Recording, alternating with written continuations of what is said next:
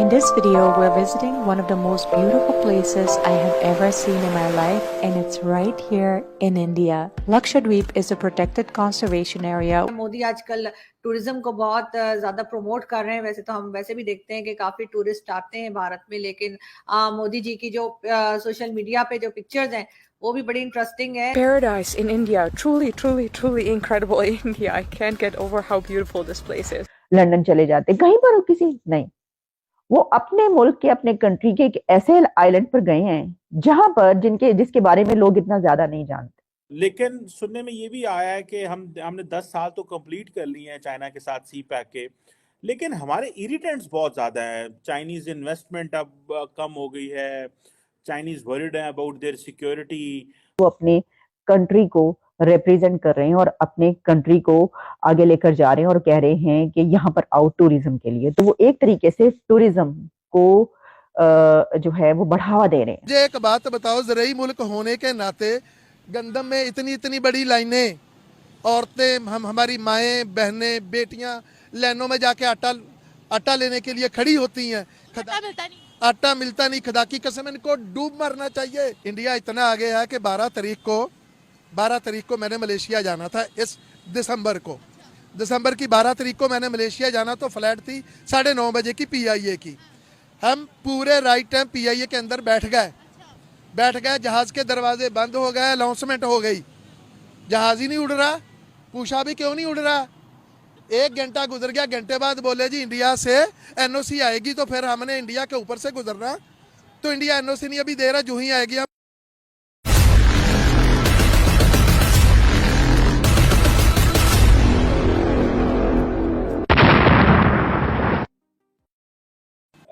और पाकिस्तान भी जो है वो कोई इतना अब वो उनको वैसे रिसीव नहीं कर रहा, वेलकम कर रहा जैसे पहले कर रहा था। फॉर एग्जांपल गवादर में हमने देखा कि किसी प्रोजेक्ट्स जो हैं वो क्लोज डाउन हुए हैं।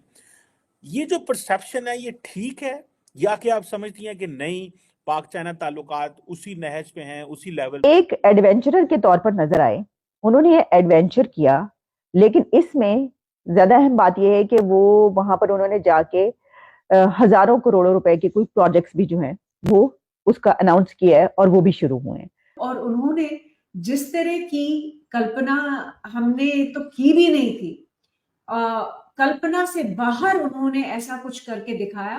के वजीर आजम की अक्सर ऐसी वीडियोस और तस्वीर आती हैं कि जिस पे बड़ी खबर बनती है, और अब भी ऐसा ही हो रहा है। आटा मिलता नहीं, खुदा की कसम इनको डूब मरना चाहिए, इन बड़ों को डूब मरना चाहिए चुल्लू भर पानी में। क्या हमारी जिंदगी क्या है? हम कीड़े मकोड़े हैं, जे हमें कीड़े मकोड़े समझते हैं। बरसाती डड्डू हमें निकाल लेते हैं, जब बरसात आती है इनको बोटों को होता है तो हमें भी मछलियाँ निकाल। भारत के बारे में आप क्या कहेंगे? लोग उन पर डिपेंडेंट हो रहे हैं। एक तो मैं आपको एक बात बता दूं, मेरा उन लोगों से कारोबार है दुबई के अंदर, इंडियन लोगों से हम माल खरीदते, आयल खरीदते भी हैं, उनको बेचते भी हैं। एक तो वो कमिटमेंट उनकी ठीक है। वैसे जो हमारे जिसके हत्थे भी पैसा चढ़ता है वो लेके भाग जाता है, जिसके हत्थे पैसा चढ़ता है वो लेके भाग जाता है। इंडियंस नहीं भागते? नहीं, 100 में से 1, इधर 100 में से 99, क्योंकि बड़े लेके भाग रहे हैं तो छोटे भाग गए तो क्या फर्क पड़ता है। इंडिया के किसानों को कितनी वो मिल रही है, सहूलतें मिल रही है, इंडिया हमसे कितना आगे है? इंडिया इतना आगे है कि 12 तारीख को मैंने मलेशिया जाना था। इस दिसंबर की 12 तारीख को मैंने मलेशिया जाना, तो फ्लाइट थी 9:30 बजे की PIA की। हम पूरे राइट टाइम PIA के अंदर बैठ गए, जहाज़ के दरवाजे बंद हो गए, अनाउंसमेंट हो गई, जहाज़ ही नहीं उड़ रहा।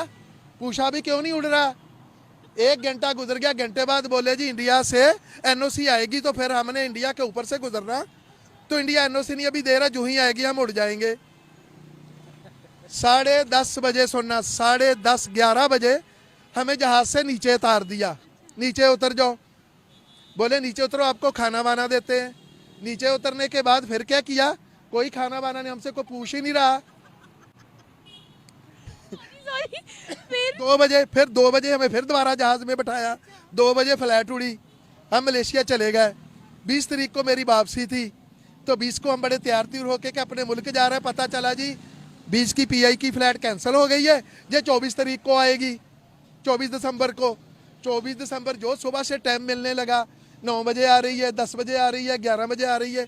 जे मलेशिया के टाइम पे ठीक 11:15 बजे जब मलेशियन टाइम पे उतरी है। लेकिन इसमें ज्यादा अहम बात यह है कि वो वहां पर उन्होंने जाके हजारों करोड़ों रुपए के कोई प्रोजेक्ट्स भी जो हैं वो उसका अनाउंस किया है और वो भी शुरू हुए हैं। क्योंकि आप जानते हैं कि और भी इसकी बहुत सारी सिग्निफिकेंट हो सकती है कि देखिए जैसे कि वहां पर वो इलेक्शन है आजकल, और इससे पहले हमने देखा कि बहुत बड़ी बड़ी रैलीज भी चली, कई कई दिन हम देखते रहे इलेक्शन के दौरान जो है वो चलता रहा सिलसिला, और उसमें जो है वो वहाँ लोगों से पॉलिटिशियंस जो है जाकर मिलते हैं और अपनी प्रेजेंस शो करवाते हैं। ये प्रेजेंस शो करवाना अपनी जगह पर, लेकिन एक ऐसी जगह पर जाकर ये बताना कि ये बहुत ही खूबसूरत जगह और यहाँ पर मैं आया हूँ, और फिर वहां पर स्विम सूट पहन के डाइविंग करना, स्नॉर्कलिंग करना, वहां पर जो है स्विम मास्क में नजर आना, और उसके बाद जो है वो वहां पर बैठकर बीच के किनारे सोचते हुए नजर आना, ये सब ये बताता है कि वो अपने कंट्री को रिप्रेजेंट कर रहे हैं और अपने कंट्री को आगे लेकर जा रहे हैं, और कह रहे हैं कि यहाँ पर आओ टूरिज्म के लिए। तो वो एक तरीके से टूरिज्म को जो है वो बढ़ावा दे रहे हैं। हमने पिछले कुछ जब से चाइना पाकिस्तान इकोनॉमिक कॉरिडोर बना तो हम समझते हैं कि सारे का सारा जो पाक चाइना ताल्लुकात है वो इन दो चीज सिर्फ सी पैक के इर्द गिर्द ही घूमता है। लेकिन सुनने में ये भी आया है कि हमने 10 साल तो कंप्लीट कर लिए हैं चाइना के साथ सी पैक के, लेकिन हमारे इरिटेंट्स बहुत ज्यादा है। चाइनीज इन्वेस्टमेंट अब कम हो गई है, चाइनीज वर्ल्ड है अबाउट देयर सिक्योरिटी, और पाकिस्तान भी जो है वो कोई इतना अब वो उनको वैसे रिसीव नहीं कर रहा, वेलकम कर रहा जैसे पहले कर रहा था। फॉर एग्जांपल गवादर में हमने देखा कि किसी प्रोजेक्ट्स जो हैं वो क्लोज डाउन हुए हैं। ये जो परसेप्शन है ये ठीक है, या कि आप समझती हैं कि नहीं पाक चाइना ताल्लुकात उसी नहज पे हैं, उसी लेवल पे हैं जैसे पहले थे? केस स्टडी देखा खित्ते में श्रीलंका का, जिसमें श्रीलंका डिफॉल्ट कर गया और पता ये चला कि बहुत सारे लोगों ने कहा जी कि वो चाइना ने इतना ज्यादा कर्जे दिए हुए थे, जो एक इम्प्रेशन था। In a same fashion for example आपको याद होगा कि पहली बात तो यह है कि पाकिस्तान में पता ही नहीं है कि चाइना ने कितने कर्जे दिए हुए हैं। सेकंड, कई लोगों का कहना है जी कि $30 बिलियन के कर्जे हैं।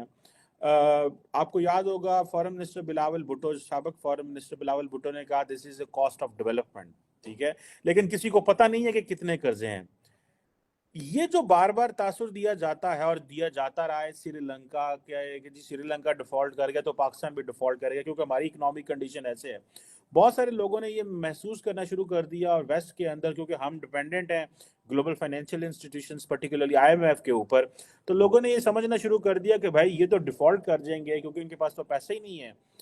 इस तासुर को चाइना जो है वो खत्म कर पाएगा या कर सकता है? क्योंकि हमारे लिए तो हम तो बिल्कुल ऑन द एज पे हैं लाइक श्रीलंका। इसको आप इस तासुर को कैसे देखती हैं? क्या ये तासुर बीजिंग में या चाइना में आपने देखा या पाया?